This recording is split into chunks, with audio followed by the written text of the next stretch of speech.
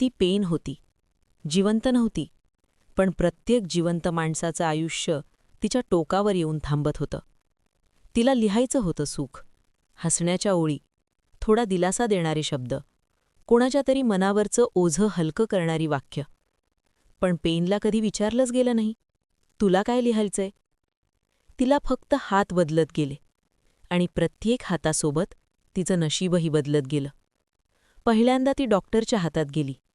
त्या हातात थरकाप नव्हता, भावना नव्हत्या, फक्त जबाबदारी होती. पेन कागदावर सरकली.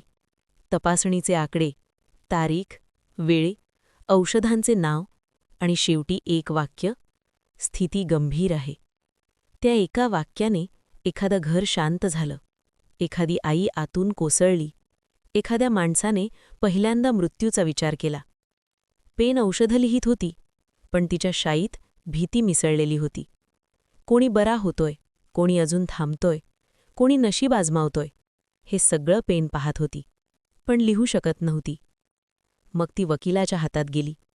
इथे पेन सरळ झाली, कणखर झाली, तीक्ष्ण झाली.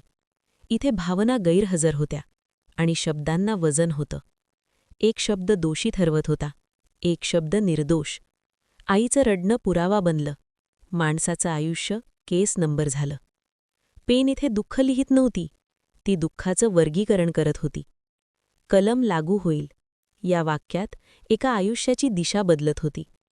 पेनला ओरडावंसं वाटायचं, तो फक्त आकडा नाही, तो माणूस आहे. पण पेन ओरडू शकत नव्हती, ती फक्त लिहू शकत होती. मग ती पत्रकाराच्या हातात गेली. इथे पेन धावायला लागली. वेळ नव्हता थांबायला, जखम भरून यायला, डोळे कोरडे व्हायला. रक्त ताजं असतानाच ते मथळा झालं.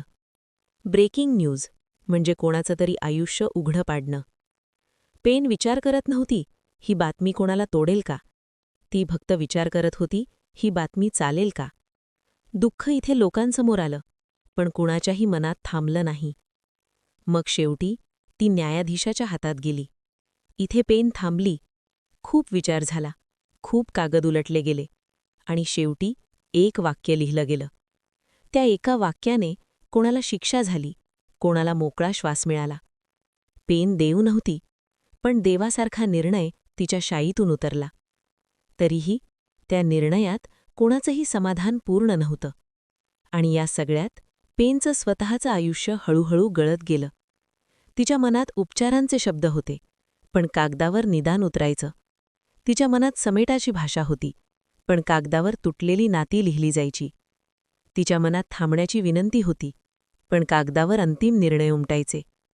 ती रोज स्वतःच्या इच्छेविरुद्ध लिहित राहिली. कारण या दुनियेत इच्छा ऐकून घेतल्या जात नाहीत, इथे उपयोग पाहिला जातो. आणि उपयोग नेहमी वेदनेचाच असतो. सुख कधीही जबाबदारी मानली जात नाही. हळूहळू तिच्या मनातलं सुख शब्द होण्याआधीच जड होऊ लागलं. कारण जे सुख कधी व्यक्तच होऊ शकत नाही, ते आतल्या आत दडपलं जातं. आणि दडपलेलं सुख सर्वात आधी माणसाला थकवतं. ती 2 आयुष्य जगत होती. एक, ज्यात ती सुख लिहू इच्छित होती, आणि दुसरं, ज्यात तिला इतरांचं दुःख लिहावं लागत होतं. या 2 आयुष्यांच्या मध्ये तिचं स्वतःचं अस्तित्व हळूहळू विरघळत गेलं. कधीकधी ती स्वतःशीच विचारायची की जर सगळ्यांचं दुःख माझ्या शब्दात उतरू शकतं, तर माझं सुख कोणाच्या शब्दात उतरणार? पण या प्रश्नाला या दुनियेत कधीच उत्तर नव्हतं. कारण प्रश्न विचारणारी पेन कोण ऐकून घेतं? शेवटी शब्द थांबले, स्वप्न थांबली, आणि सुख फक्त एक आठवण बनून उरलं, जे कधी जगलीच नाही.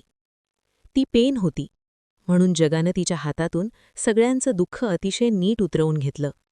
पण तिच्या मनातलं सुख कधीच कुणी मागितलं नाही, कुणी वाचलं नाही, कोणी लिहिलं नाही. आणि कदाचित म्हणूनच या दुनियेत दुःख इतकं अचूक लिहिलं जातं, कारण जे सुख लिहू इच्छित होतं, ते पेनच आधी तुटून गेलं. पेन तुटलं होतं, पण फेकून दिलं गेलं नव्हतं. कारण तुटलेली पेनसुद्धा उपयोगाचीच असतात, जखम दाखवायला. ती एका कोपऱ्यात पडून होती, शाई आटलेली, टोक बोथट, पण आठवणी अजूनही धारदार. तिला आठवत होतं पहिलं अक्षर, जे लिहिलं गेलं होतं घाबरलेल्या हाताने, आणि शेवटचं वाक्य, जे लिहिलं गेलं होतं थकलेल्या मनाने. कधीकधी रात्री उशिरा कोणीतरी ती उचलायचा, नवीन हात, नवीन कागद, नवीन कारण. पण वेदना मात्र जुनीच असायची. एकदा ती एका शिक्षकाच्या हातात गेली. त्या हातात राग नव्हता, दबाव होता. पेन वहीवर चालली, चुका अधोरेखित झाल्या, गुण कमी झाले आणि शेवटी लाल शाईत एक वाक्य, अजून मेहनत हवी. त्या एका वाक्याने कोणीतरी गप्प झालं, कोणीतरी स्वतःवर संशय घ्यायला लागलं आणि कोणीतरी स्वप्न पाहणं थांबवलं. पेनला सांगायचं होतं, तुझ्यात काहीतरी आहे, पण कागदाला ते ऐकायचंच नव्हतं. एकदा ती एका अधिकाऱ्याच्या हातात गेली. इथे पेन फार शांत होती, कारण इथे एका सहीला शेकडो आयुष्य ओळीबाहेर जात होती. फाईल पुढे सरकली, तारीख बदलली आणि निर्णय झाला नामंजूर. त्या एका शब्दाने कोणाचं घर थांबलं, कोणाचं शिक्षण अडलं, कोणाचं आयुष्य पुन्हा रांगेत उभं राहिलं. पेनला विचारायचं होतं, का? पण प्रश्न विचारणं तिच्या कामात नव्हतं. हळूहळू पेनला समजलं, या जगात दुःख लिहिणं व्यवस्थित शिकवलं जातं. सुख मात्र स्वतःहून उमलायला लागतं आणि उमललं तर लगेच तोडून टाकलं जातं. म्हणूनच तुटलेल्या पेनांची संख्या नेहमी जास्त असते आणि पूर्ण लिहिलेल्या सुखकथांची कमतरता. एक दिवस एक लहान हात तिच्याजवळ आला. त्या हातात घाई नव्हती, भीती नव्हती, फक्त कुतूहल होतं.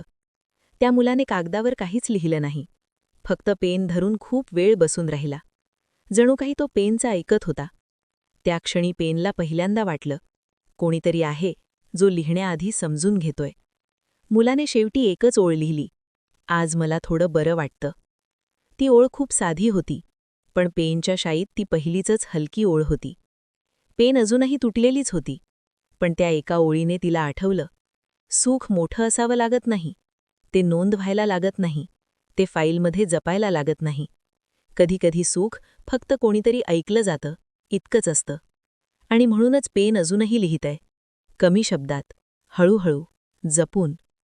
दुःख अजूनही येणार, ते थांबणार नाही. पण आता पेन कधीकधी दुःखाच्या मध्ये एक छोटी ओळ घुसवते, इथे थोडी आशा आहे. आणि कदाचित हीच ती ओळ आहे, जी तुटलेल्या पेनला पुन्हा जगण्यासारखं करते.